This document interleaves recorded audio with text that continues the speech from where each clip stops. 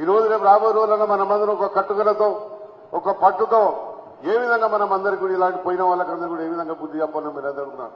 మేమున్న వాళ్ళమందరం కూడా పార్టీలో పోవాలి అనే ఆలోచన ఎవరికి కూడా లేదు. కార్యకర్తలు నాయకులు కూడా పెద్దవాళ్ళు కూడా ఎవరు కూడా ఆలోచన కూడా రానియద్దు. మనమందరం కూడా వీటిని కర్మ పోతూనే ఉంటాడు వస్తూనే ఉంటారు. కానీ మనం కూడా ఒక పరి ఆలోచించాలి. పెద్దలు కూడా మేము చెప్పేదంటే ఇవాళ కష్టాల్లో ఉన్నప్పుడు రంజిత్ రెడ్డి గారు ఒక పరి ఆలోచించారు. మన పార్టీ ఓడిపోయింది, ఇలా మన నాయకుడు కష్టాల్లో ఉన్నాడు, మొన్న ఒక విషయం కూడా జరిగింది. ఇవన్నీ దృష్టిలో పెట్టుకొని నాయకుడు ఇచ్చి పెట్టుకోవాలంటే ఎట్లా మనసు వస్తుందో మీరు ఒక పరి ఆలోచించాలి. ఇన్ని కష్టాలు మనం ఉండకపోతే మన నాయకుడికి పట్టుదల ఎట్లా దొరుకుతుంది? మనం నమ్ముకున్నప్పుడు మనం కూడా ఆయన నమ్ముకొని ఉండాలి. నువ్వు నమ్ముకునే వారికి విడిచిపెట్టేస్తాడు, ఎవరు ఆలోచిస్తారు.